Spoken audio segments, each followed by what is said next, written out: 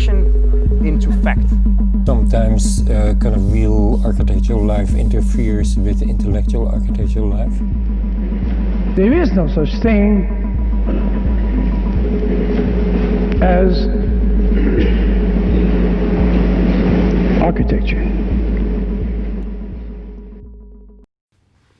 Hello everyone, this is Vikram Prakash and you are listening to Architecture Talk, Architecture in the Time of Coronavirus. We are continuing our studies of how architects and architectural thinkers are responding to this virus, and we are in the midst of a tour of South Asia, and as a part of which today I am talking to my friend Manit Rastogi, who along with his partner Sonali Rastogi heads up one of the most successful firms in India today. Based out of Delhi, they're in the midst of the Indian response to the current situation, and I talked to him about how they are coping personally, how their practice is doing, and what he thinks about the response of the Indian government and the Indian public to this situation in general. It's a great conversation, and I hope you enjoy it. But anyway, welcome to Architecture Talk, Manit. Thanks for doing this. It's great to have this conversation with you. We have corresponded, collaborated, had drinks, hung out, imagined massive projects, and traveled to each other's homes, and you have provided fantastic hospitality for me and my friends in your beautiful house in southern Delhi. Not for you, for conversations with you. I've been very... For conversations with me, yes, and that's why I show up at your place for conversations with you. So don't be under the misconception I was doing it for you. Yes. Good. Perfect. That's what I love. But first tell me, how are you guys, you and Sonali? And I know you have elderly parents living one floor below you in the same house, and your kids and an extensive staff. And of course, your practice is also located at the ground floor level or the basement level of the same house that you live in South Delhi. So we've talked about mixed use in today's world. So you have everything in on one site in one place. So first talk to me personally and tell me, how has this lockdown or lockdown 5.0 or whatever 0.0 we are in India, how has it affected your personal space and your very specific architecture around you that you and Sonali, your wife, have designed together? So first, the personal. I think that at a subconscious level, it's had a very deep impact.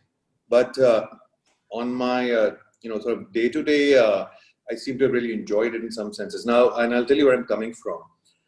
What I've been fighting internally is fear itself. Because everything that we are being told, or we are reading, or we're being advised, is fundamental basis is fear. Fear? Why fear? Yeah, fear of contamination. Fear of fear of corona. Fear of acquiring something that will that I shall become the instrument of death for my old parents. Right. And therefore, if I don't necessarily believe in the fact that we need to be quarantined and socially distanced and need to get a curfew where police are given powers to arrest. And I have serious issues with the lockdown in any case, because a majority of a population, and forget the rural areas, they're reasonably socially distant, but the cities, more than half our cities are in slums. Right. So when you lock down someone in a slum, okay, or you have service staff, drivers, whatever, and the 3 or 4 sharing a room in the city, how does that lockdown begin to? I mean, how do they socially distance? They can't. So that's what that was my point about the haves and the have-nots. The ideology in India of saying that you can lock down and keep people apart and safe is the most ridiculous thought process in my head, because when a majority of the population is living in situations which are extremely crowded, unhygienic, unhealthy to begin with in a normal day scenario, and at least they get to go to work, and for a majority of that, so they're only sharing that room at night. Now you're forcing a 24/7. So how does that work? So the thought process of the lockdown, I think, is more in my head, and this is No, how but it they felt to say me. in China this was successful, right? I mean, China is 1.4 billion people. They say the whole lockdown worked. Well, yeah, true, but China has very few areas, as 50% of Beijing or Shanghai doesn't live in Dharvi or Shapurjat, or they don't live in these these over densified, non-sanitized, infrastructure environments with densities unheard of. So the Chinese So urban infrastructure, therefore, is far better. is far better, and so it's far more formalized, and therefore it was able to be controlled. Is that what you're saying? Yes, that is what I'm saying. So a lockdown in that scenario will work, or will work better. Yeah. Prevent people from going around. In the Indian context, I mean, let me just go to say the Indian industry. Now, the working conditions in Indian industries are far better than the living conditions of the people who work in them at home. Okay, so why did this mass reverse migration happen? No. What do you mean by that? I mean, the vast migrant population is working where that their working conditions are better. So the factories' working conditions are very good. No, really. But yes, but where they live is terrible. These industries are in locations where cost of living is extremely high. So if you have an industry in the perimeter of Mumbai or Delhi or any one of the metros, and that's where industries tends to be more concentrated. There's very little industry in the heartland. We never decentralized our industry in that sense, and hence the heavy migration and the squalor conditions in which a majority of the city lives. Okay, Now, but the squalor condition. Let's return to that. You're focusing on that. So you're saying basically it's an impossible thing. So are you saying it's basically a failure? I mean, the lockdown cannot work and is not I mean, working. I think all the lockdown did was to we have the lowest per capita bed penetration in hospitals, right, in the cities particularly. Okay, so I think the lockdown, in my opinion, right, was only purely designed to buy optics so that they can have 3 or 4 weeks or 2 months of time to get in place the at least some level of medical infrastructure and equipment and supplies. I mean, they barely had enough to serve a non-pandemic environment. Right. So it set up the So medical they bought establishment. time. They just bought time. I see.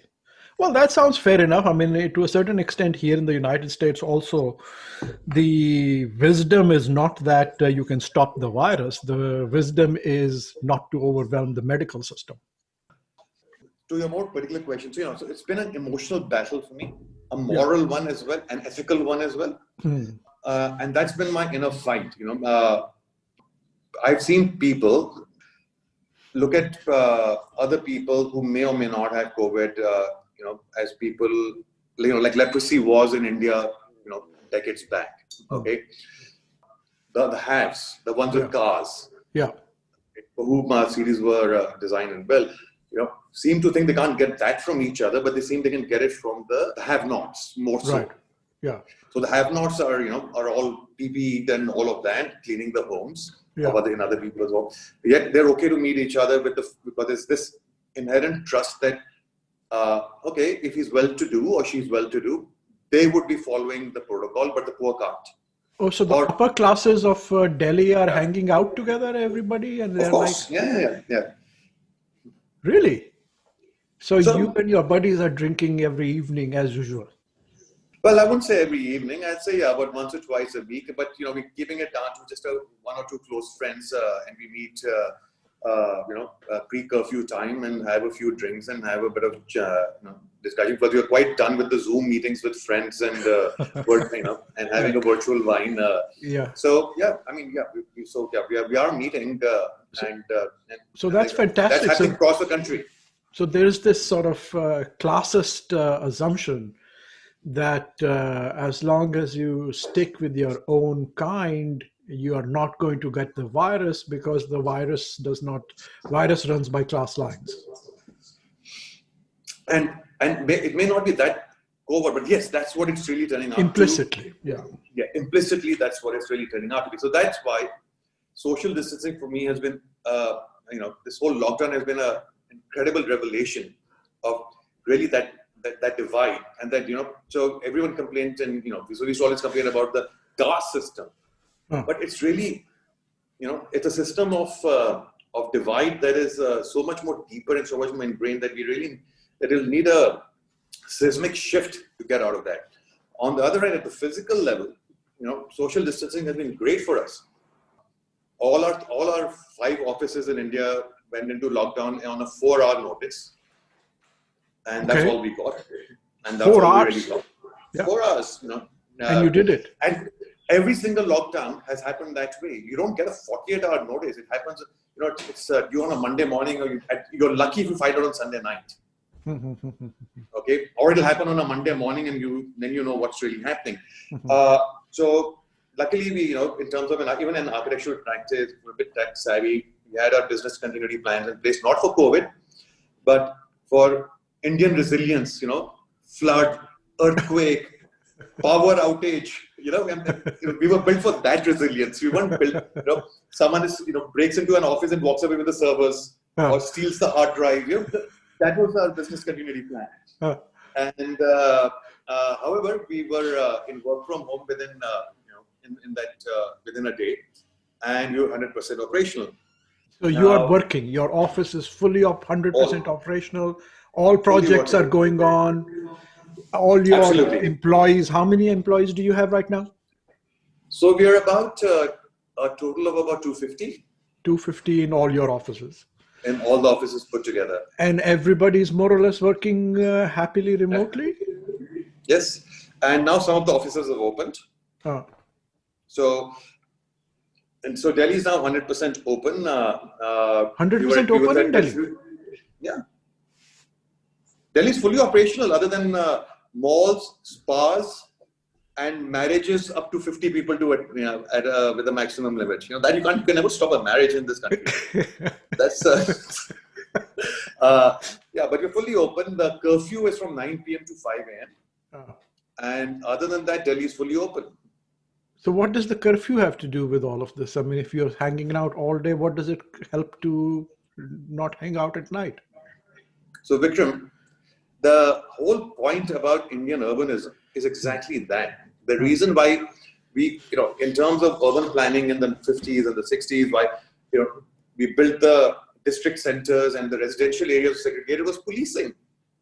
Right. It was always the fact, if you're hanging in an office area at night, the police could stop you and ask you, what are you doing here? Okay. And so a curfew from 9 p.m. to 5 a.m., then from 5 a.m. to 9 p.m., you're free to do anything.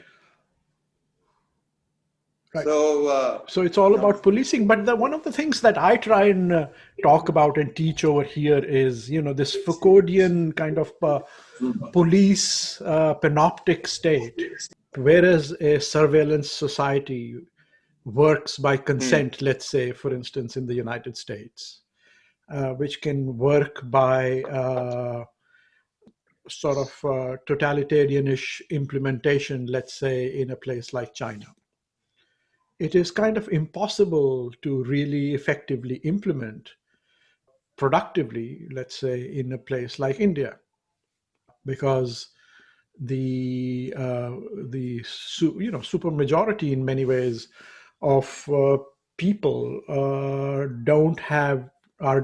not directly plugged into the surveillance society.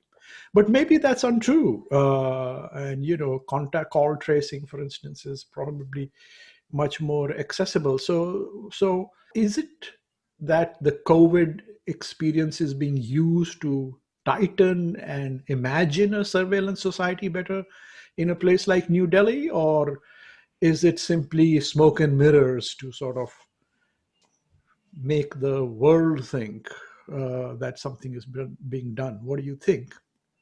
I do think that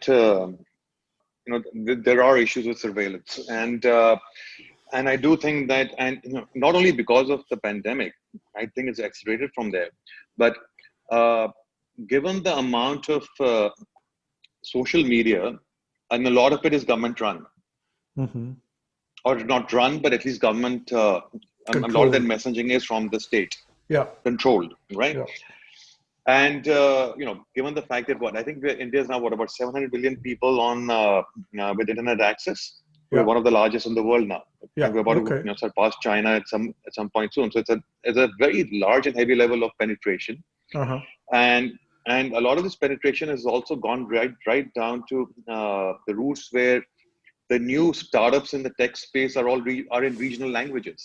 Hmm. Okay, so it's not the WhatsApps and the Facebooks and the Instagrams and these are not. I mean, there is a whole new explosion of information on local regional apps on smartphones and non-smartphones, and a lot of this is under surveillance. And Yeah. it's if you look at the social media teams Yeah. of any party today, 5 years back it would be a few people. Hmm. It is now in the several hundreds, going up to 400 to 500 people working for the government or for a particular political party, Hmm. only on social media, regional, national, global. Now, why I mention that is also because along with that comes the ability to track people. Right. Right. Right. Then, and there's been a lot of controversy around, say, the new app, the Setu app. Hmm. So uh, So, what is the it Setu compuls app? Tell us.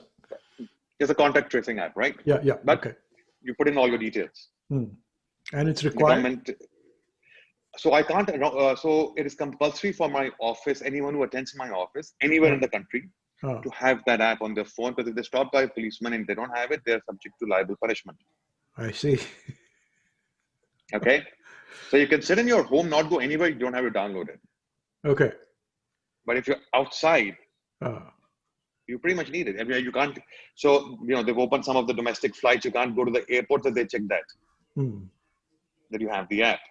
They check it if you go to, if you, so you need it you need it on your device.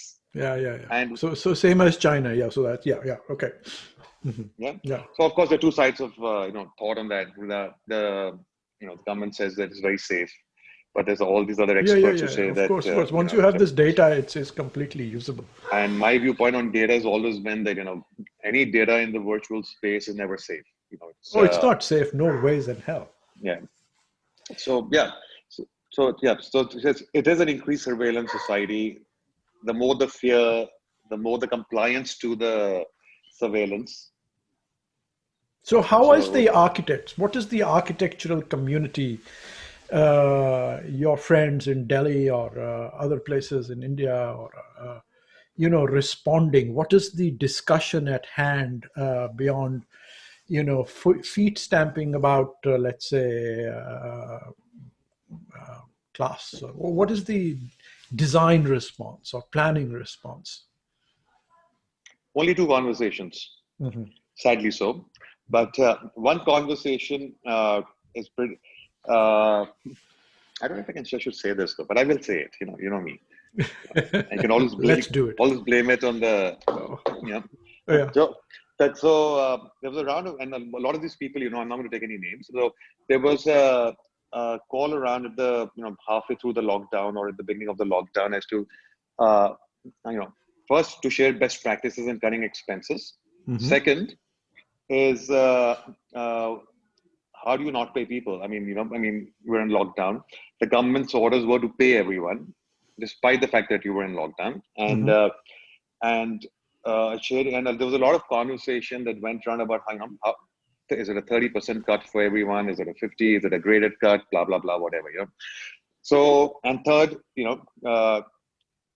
let's let let the clients not take advantage of the situation and try and move from one practice to another because others willing to, cut the fee, etc. So there was a lot of there was an attempt to uh, to build a community out of practicing architects who would follow ethical practices and keep similar norms in for We are all in employee this together. benefits, Yeah, and yeah. which obviously would and as it always has will fail miserably. Because the last thing that architects are very good at is building community. So that's been the one big conversation. The second big conversation has obviously been the Central Vista. Okay. And that is But that's a dominated. pre-COVID conversation, no? Yeah, that's a pre-COVID. Why it has become more important in COVID, Vikram, is that they got one of the most difficult permissions to get in India is from the National Green Tribunal, NGT. NGT has got it's got virtually equivalent powers like the Supreme Court. It's like a green court.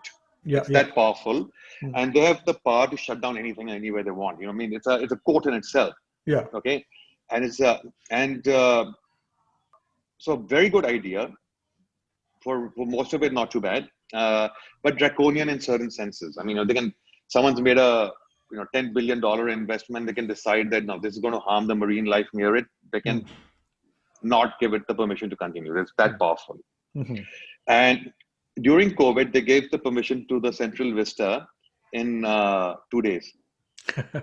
Well, of course, it's the Prime Minister's project.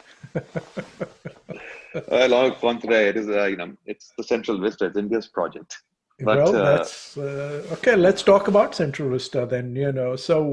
So is there any correlation between the COVID discussion and the Central Vista project? So I've just released a discussion with Prem Chandravarkar yesterday, where also the Central Vista came up. So and I have some. I'm clued into the conversation. This is the central major project redesign of the Lachan's Imperial Central Way, which was designed for the pomp and show of the carriage and buggy age, which has been repurposed by the Indian nation state as its central space, and now is being repurposed by the neoliberal Indian state as a site of, well, according to them, bureaucratic efficiency. So first, let's say, what does all this have to do with COVID? I'm not going to go into all the conversations because you probably know all of them. Okay, how the competition was held, how it was awarded, all of that. Okay, it's your standard nepotism in India. There's nothing unusual. No. So there's nothing. There was nothing really new about any of that. Yeah. Like any Indian government project, any public project, who's going to do it, how it's going to be done is pre-decided prior to its launching. So that's quite standard, and we can make peace with that. Yeah. So that was the first big noise against that, and we didn't make any noise against it. We just didn't participate, even though we were one of the invitees, for good reason. Now, what's happened in the COVID is that a lot of people are in a lot of pain. So architectural practices, there are a lot of people who are out of work. Especially the smaller practices who don't have the cash flows to survive this. They're barely being able to keep their staff. They're barely being able to survive, and then the government's on this sort of mandate, rightfully so, that ask what you can do for your government and not what the government can do for you. But then you go and spend 20,000 crores and get approval for a Central Vista project. Right. By decreasing public space. The master plan was changed, the land use patterns were changed in a time when we should be pushing for a lot more public and public space. So I think it was that contrast of the architects being asked to that pain and that curtailment due to these quarantine and lockdowns, and then on the other hand, this sort of really grand elaborate push through.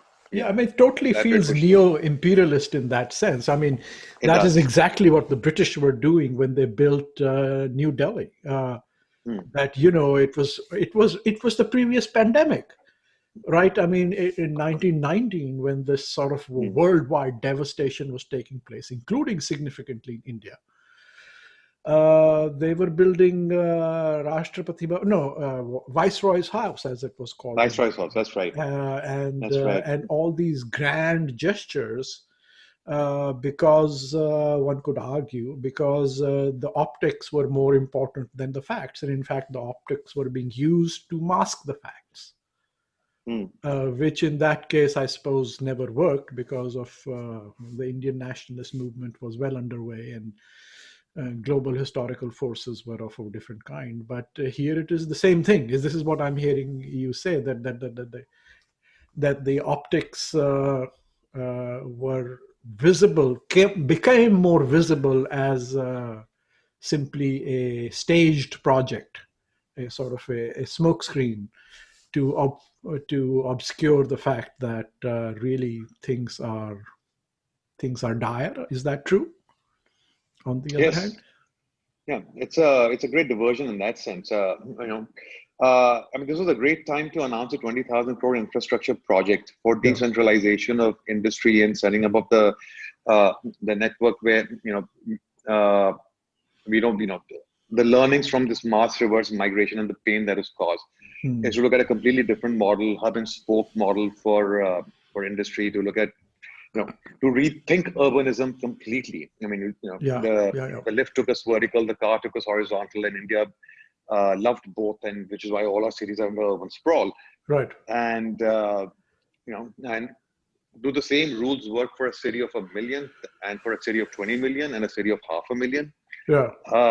We were still pushing increased FARs and densities on transit-oriented development, clustering more and more, going more and more vertical. I'm not against the verticality. I'm just, this was a time to rethink and reevaluate density in its purest form, and say, is there a size beyond which a city stops being a city, and therefore they should become, polynodal, polycentric, and this was the time to rethink this all. This wasn't the time to talk. It's a 100-year-old idea, a 500-year-old idea to go build a central vista in the time of a pandemic. Yeah, I mean, it's an old idea. It's an old idea, and perhaps the rationale behind it is, well, it worked 100 years ago, it will work again, and it is that kind of a thinking.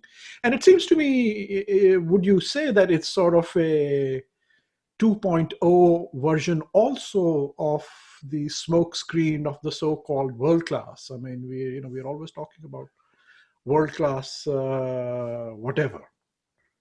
So those are also kind of show projects rather than real serious discussions about how things should be done. How do you think about that? I mean, that's more closer to our business, the work that you do more than me, of course. So, in terms of urban identity, and in terms of being that the quintessential picture of a building on a stamp, but it isn't that. It's an urban project. It's not a building project. I see. Whether it's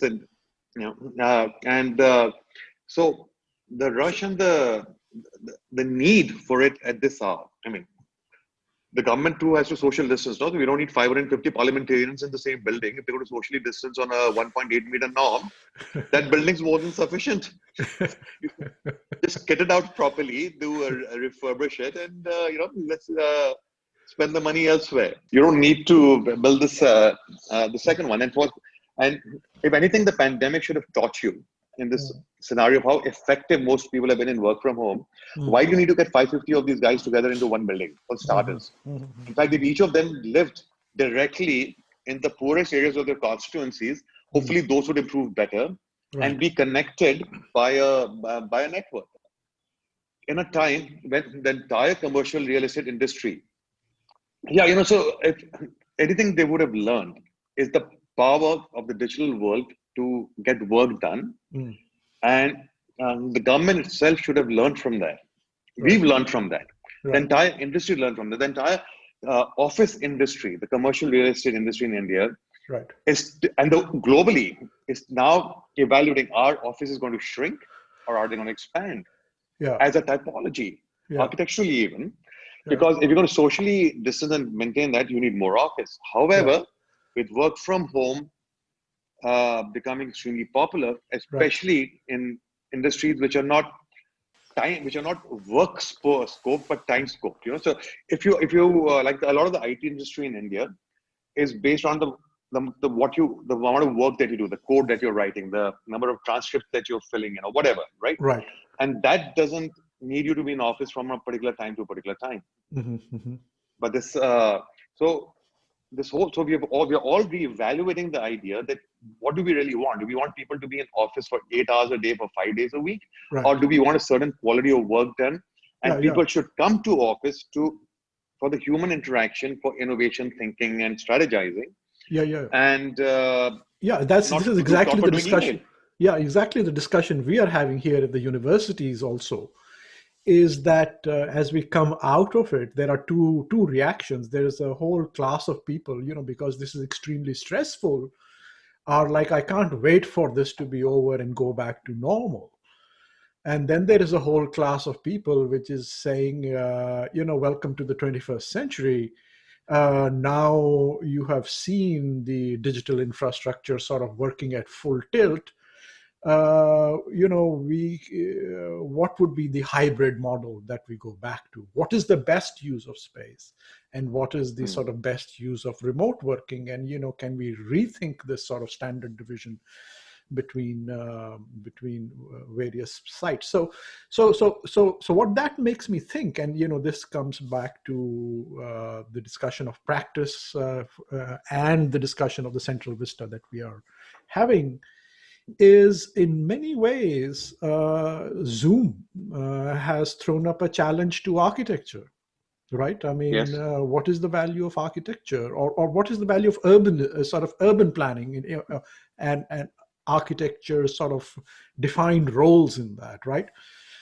Because one can say the central vista is architecture and urbanism in its very early 20th century, quite conservative sense, that architecture, and you can say Chandigarh is the same thing, is about creating a physical and visual infrastructure for a certain kind of functioning and image of society. 2.5 dimensional. 2.5 dimensional. What do you mean? It's a lofted plan. In its highest complexity, the central vista is a lofted plan in a world that is multidimensional. Right. Yes, that's right. And that's really the gap. Yeah. It's 2.5 dimensional, not even 3-dimensional. Yeah. Not even 3-dimensional. That's right. That's what you meant. I see. Yeah. So, but it's the very old notion of what architecture and urban design and planning is. It's sort of in contemporary terms, it's kind of, not unflatteringly, a new urbanist vision of what the role of urban design and planning is. It's quite conservative, Leon Creer and that kind of a worldview. So so I am completely with you about that. Instead of this being an opportunity, what it should be an opportunity to rethink and innovate how government and a city works, and how work and office works. So I'm making you prime minister right now of the Ministry for Urban Rethinking, or whatever it is. What are your thoughts on that? How do you think they should cope this experience? If you had free reign, how would you reimagine Delhi, let's say? Well, the way I would go about doing this is, one, I won't think of Delhi. It's the and that's where, as a nation, so our limits are the oceans in the south and the mountains in the north. And beyond that, everything is contiguous. Because the one thing that they should have taught anyone is that a river does not run within a state. Water flows like the veins in an artery. So does the air. So Delhi can't solve its pollution problem if the 5 states around Delhi work together. You can't. There are no boundaries to air, water, Right. energy. So to start off with, okay, the first thing I would do is to be able to evaluate India's carrying capacity. Okay, and what I would mean by that is that I would think about in the next 5 to 10 years maybe that India should be 100% on renewables, zero waste to landfill, and 100% living off harvested rainwater. I mean, we should, and that should more than suffice. But the math allows for 1.5 billion people with a fraction of the natural resource available to sustain it. I mean, as I said, as a simple math, we need less than 0.5% of the land mass of India to provide all the energy and renewables in terms of the amount of solar energy we get on today's consumption. Okay. We harvest about 15% of the rainwater. We'll get 150 liters per person per day for 1.4 billion people. Okay. If I gave every single family in India, so let's say that 300 million families in India on an average of 4 to 5 people per family, and I gave everyone a 200 square meter plot of land to build a nice little house for themselves, I'd need about 1/7 of the land mass of India to do that with. So land's not a problem. Water's not a problem. Air is not a problem. Energy is not a problem. We have a lot of it. Okay. So when you begin to think this through, right, what you would begin to do is you would begin to start looking at areas in the country which are environmentally, and I use the word environmentally in the largest sense, capable of holding certain populations. The center of India is lying empty. All right. Right. It's not disaster prone.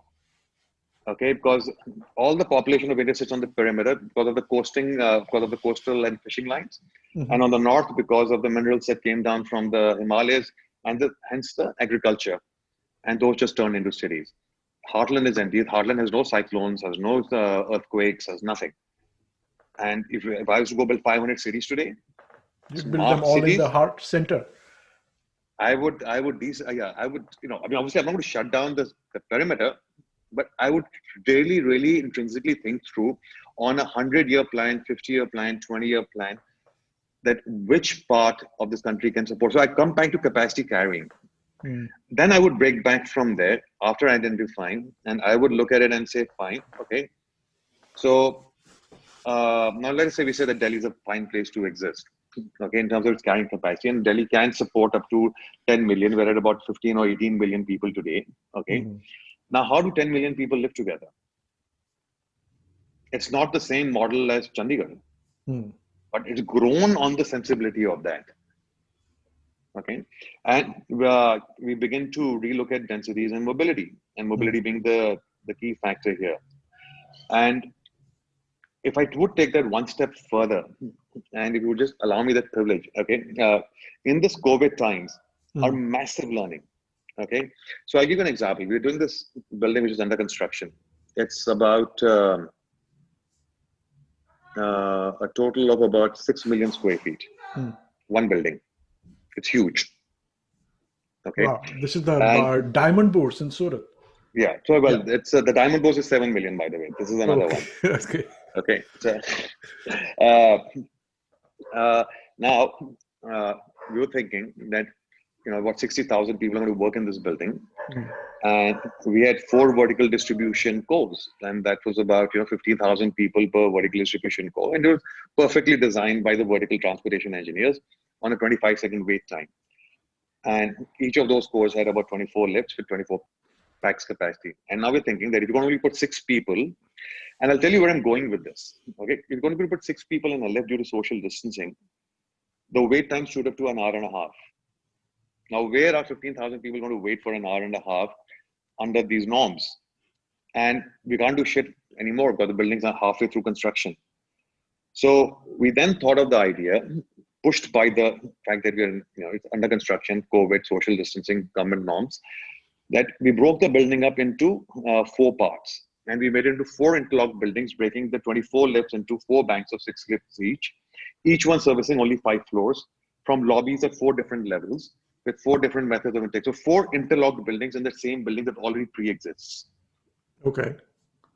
Okay, so that brought down the wait time to, and assuming the fact that not more than 6 people will fit in a lift because of social distancing norms in a 24 passenger lift.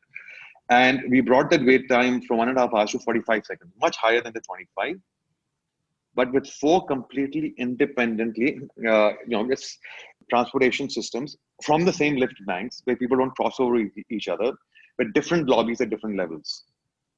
So 4 buildings interlocked from that one building. Okay, it was a I'll little. have to look at that math, but okay, I'll take it.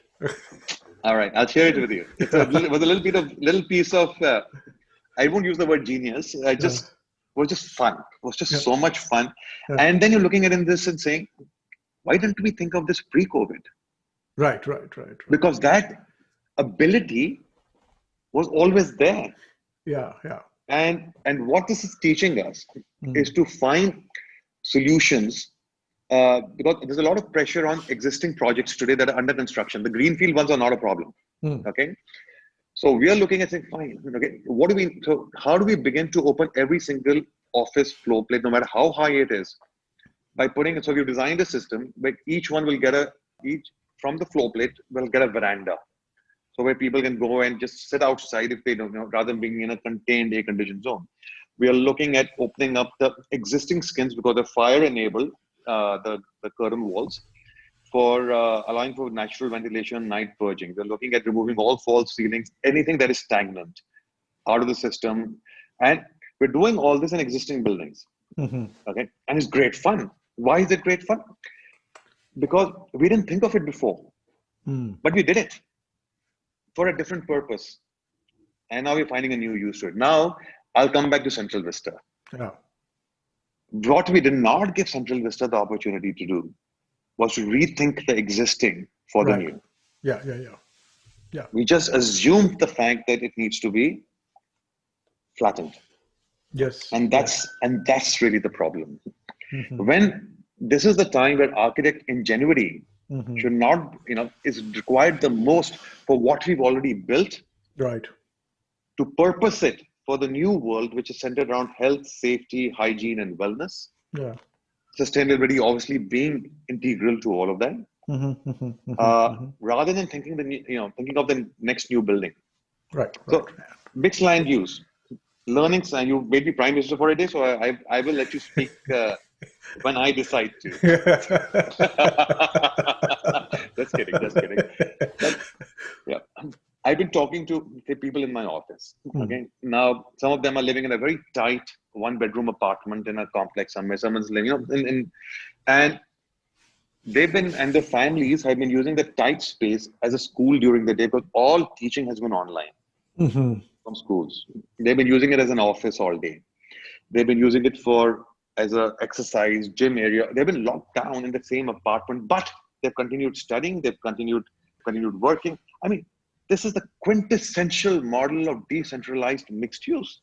The digital world has enabled what architecture or urban planning could not. Right. And in fact, architecture and urbanism has resisted always. It's like resisted. Yeah. One function, one space. Yeah. And now we are rethinking every little piece of apartment that we design in a large complex. So we say, we're doing a complex, we say 500 apartments. But each little apartment is a school, is a gym. In the evening, it's a club, it's a family space, it's a dining space. How does that space now, that 500 square feet apartment or 800 square feet apartment, how does it serve the needs of that many things? Yeah. And then you've got 500, so you've got these microcosms of the new city. Right. And we've suddenly, which is why I use the word 2.5 dimensional, we suddenly got the first living model by the pandemic of a multi-dimensional, multi-centric, of a completely different kind of city with the same hardware. Yeah. So, I mean, last time, cities used to sort of be like that even in the 19th century. The modernist impulse after the sort of diseases of the 19th century, the industrially produced diseases of the 19th century, And then the sort of push to better hygiene in the early 20th century came up with separation of programs as a technology of hygiene. That they said that it was important to separate work from living because work conditions in industrial England or whatever were so bad. And the fog, for instance, in London was so thick that you couldn't see through. You could cut it with a knife, as the famous said. Before the Clean Air Act came in. Before the Clean Air Act came in, that's right. And then they forgot to reverse the urbanism. That's right. But this thinking sort of continued into the 50s and 60s with the New Towns Act, for instance, in England, where building smaller towns all around, with the whole thinking being that work should be at one place, and because work was imagined to be smoke belching industrial work, and then living should be separate, because then living was seen to be manicured into green spaces. Now we are at a place where all work and all living has to be imagined to be increasingly, clean, right? I mean, you're certainly clean in the sense of it can't be. Massive industry is still polluting our environment in big ways, but if it doesn't matter whether it's in the city or way out in the country, its effect on greenhouses globally is irrespective of where it is located or how it is positioned architecturally and urbanistically. It has to be fixed regardless of how it is integrated into society. So, but more specifically, so the modernist vision assumed that if you put industry somewhere else and then let it belch out its smoke, that's fine because the atmosphere could take it infinitely. Now we have learned that that's a huge folly. It really doesn't matter where you put it, industry cannot be polluting. Now, given that all industry should be or required to be or move in the direction of being non-polluting, it becomes clear, therefore, that we can return to a way of living which is, as you are describing, complexly articulated mixed use, taking advantage of the possibilities of mobility and technology, right? Absolutely. And just to add to that, so yes, you're right about the industrial part, and during the modernist times, but there was also another aspect.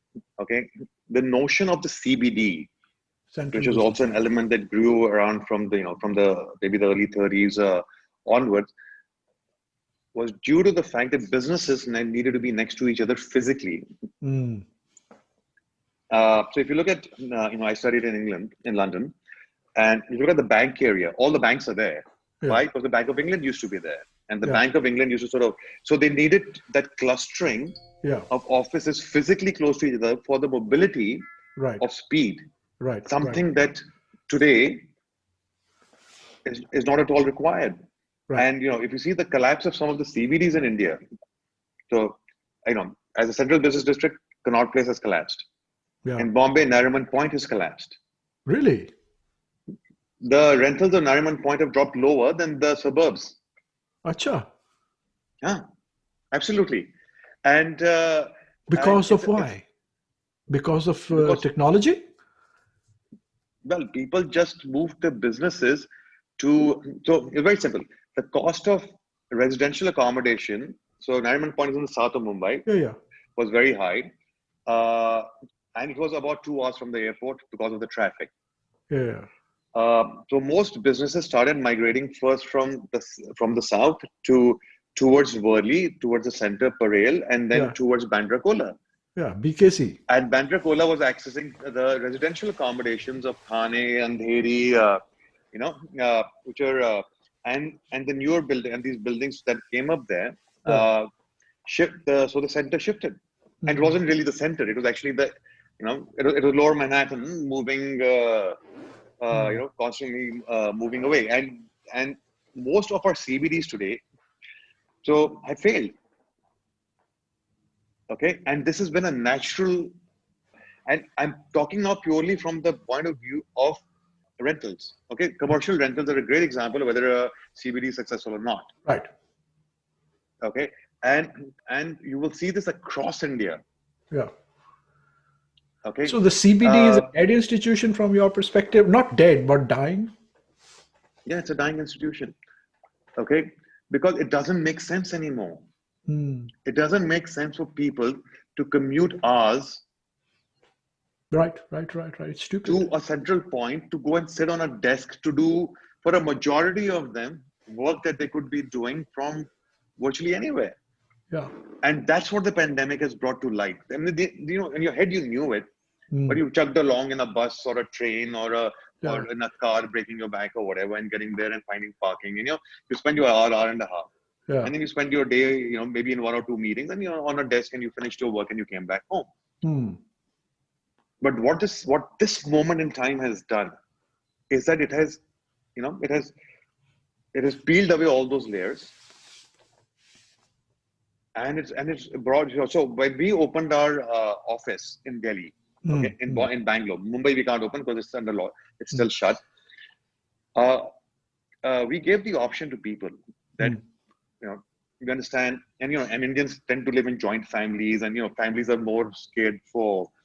And that's also very strange, because I have someone whose parents are both doctors who are going in on the COVID front line, but they won't they're telling their child, whose child is about 27 years old, after a bachelor's and master's in architecture and working, that don't go to office, it may be dangerous. Right. And that's sort of They're fun, right.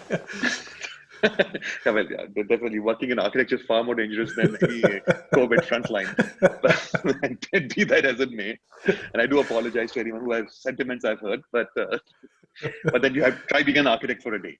It's worse than anything, than being a prime minister for a day. But so we gave the option, okay, and we said those who are happy to come to work, and also because Vikram, we are more than 50% women across the board, and the gender neutrality is something that we sort of we follow very strictly, and and we have in fact we've been spammed for having pay parity in favor of women. So we have 0.4% plus for the women over men. So anyway, so when come a situation like this. So we give the option that if you want to come to work, that's fine. If you want to work from home, we'll give you a few weeks and a month to work from home at full pay. And if you still opt to choose to work from home, we'll offer it to you at a slight reduction of 25% pay or whatever for the remaining 2 weeks.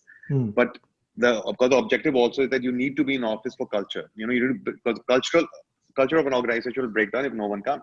And and we were surprised, more than 50 to 60 people picked that. 50-60% of the people picked that we want to work from home. And the ones who need to come to office pick the ones that, so these filters, and the ones. But this is just for a few weeks period, or this is permanent? So we think that we're going to be in and out of this till at least December. Okay. Because India's, the only way to get no, but what I'm saying is, is this? Are you thinking of this in a permanent way? A culture shift? Yes. We are thinking about the fact that out of our 100% workforce, we will not intend to have more than 60% in an office at any given day. And so we then went one step ahead, and now we put in a compulsory rotational program in every team, where every team member 1 week compulsorily has to work from home, obviously on full pay. And that, in any case, cuts down 25% of capacity in office. But so every member gets that opportunity. Right. And over and above, you can pick. So we're looking at this as a permanent method. Right. So you can stay 1 week at home. Your husband, hopefully, or your wife. You can get that opportunity for that 1 week at home. So kids at home can be brought up by two parents, at least for 2 weeks of the month. Yeah. And look after the old, grandparents, etc. And it's working well. So And the pandemic taught us. We could have, this is nothing that we couldn't have done earlier. Yeah, well, because the culture, it's difficult to change the culture, and as we move towards the end of the recording over here, talk about what you said earlier, because there has to be an office culture, you said, right? I mean, important thing. And that's what a lot of people fear, is that in this sort of decentralized society, Zoom working or, whatever platform working, something will be lost by way of culture. And one could argue, if we extrapolate out from that, would also apply to an argument about traditional notions of architecture and urban centers, so to speak, not as central business districts, but sort of these ceremonial centers like the mall in DC, or the Champs-Élysées in Paris, or whatever it is, and the Central Vista in Delhi. That it's a question of culture. It is. And why we have been very encouraging for people to, and why we are very sure that this hybrid model is the right model, is the fact that if everything could be done as work from home, then nothing would differentiate, one practice from another, one institution from another, because I read an old saying about this, and I don't know whether your audiences in America will understand that, parents in India bring up their children by knowledge, but grandparents bring up their grandchildren by wisdom. Mm-hmm.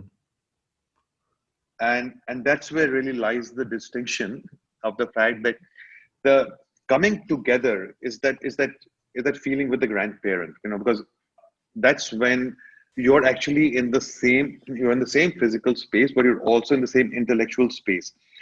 What I'm doing with you right now, okay, is we're not in the same, we're in the same intellectual space because we know each other.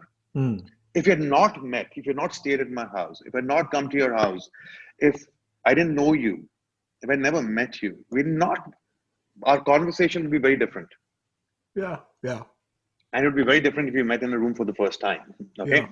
So I do think that's critically important. And what I also think is very critically important that the government should really stand up to is the fact that break all the bloody boundary walls in every city down in India, because this land use plan is completely crap. The ownership of the horizontal plane has to go back to the people. Mm. The only democratic space of the city today in our cities in India are the roads.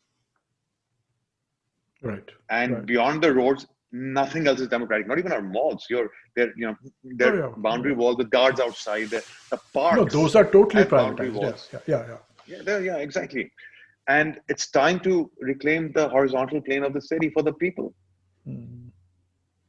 Yeah. Because that's what we will need in the new world. Right. And that's where the culture of the city will be built. It's not going to be built sitting in your individual homes. Yeah, or through magnificent urban projects of show and pomp. No. There has to be a reimagining of the socius and the plane of the socius, as you are saying. You're arguing for the ground plane to be liberated as the site of production of the culture of society. Of the culture of society, yes. Yeah, there has to be a reimagining, a sort of a jugaad reimagining of what the social plane is, and not a sort of a reference back to a nostalgic vision of the imagined city in some neo-imperialist mode, like this project is doing. Vikram, the new city's happened. The what? It's happened. The new city, the new vision of the city has already happened. It's already in place. It's already in place. We just haven't got around to understanding how it got ahead of us so quickly. We are behind the curve, the theorists and the urban. We are behind the curve. We are behind the curve. I mean, look back at what we were talking about even a few years back. That it would be easy to work digitally from anywhere. That sounded like a dream. When Cisco was trying to sell us a $20,000 piece of equipment with a $50,000 per year charge for doing video conferencing. Okay, 2 years back. Really? Yeah, that's what. Yeah, that's what Cisco, WebEx, all these guys were doing. They were charging heavy amounts, and we were paying it because our clients were on it.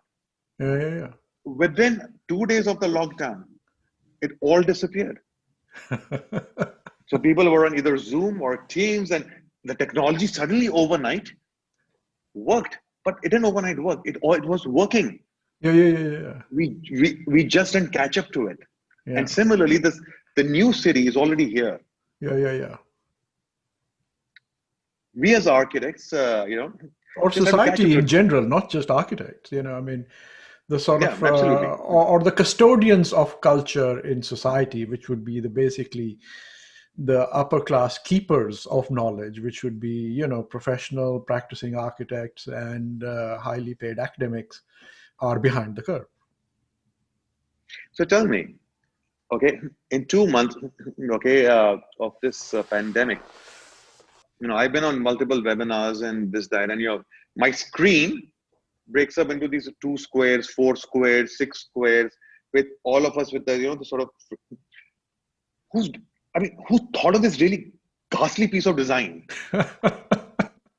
It's just a And small why company in aren't the Palo people? Alto. Okay, so fine, fair, and credit to them for the technology. Uh, But the amount of time we spend talking about the physical spaces that we inhabit, the culture of society, the production of culture. Why aren't these people fixing this 9 grid box for each one of us? This is a damn good design project, Manit. This sounds Yeah, like it is. It really bothers me to be 1/9 of a 3 by 3 square. And that's not where I was born to be. And someone needs to redesign this. Okay, yes. and I think that and I was telling this to this friend of mine who runs the largest university in India.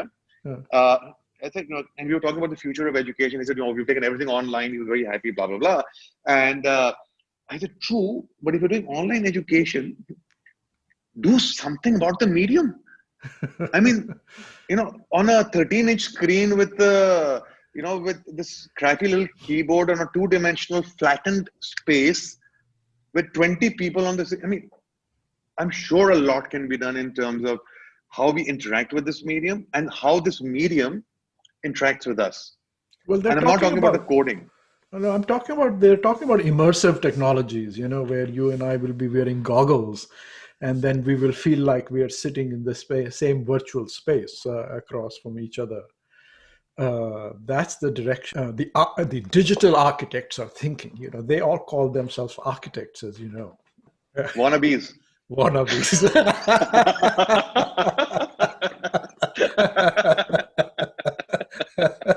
That's true. That laugh in our voice betrays our anxiety. That Yeah, actually, it does. It does.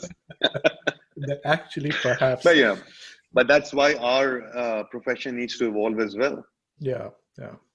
Because we are architectural education, and I was on this webinar on this UN 75 new SGD goals, and just predominantly to do with the president of the Council of Architecture was on it, along with some other universities in India, and that was my point. I think you just have to completely revamp your curriculum. You're not ready for what has already happened.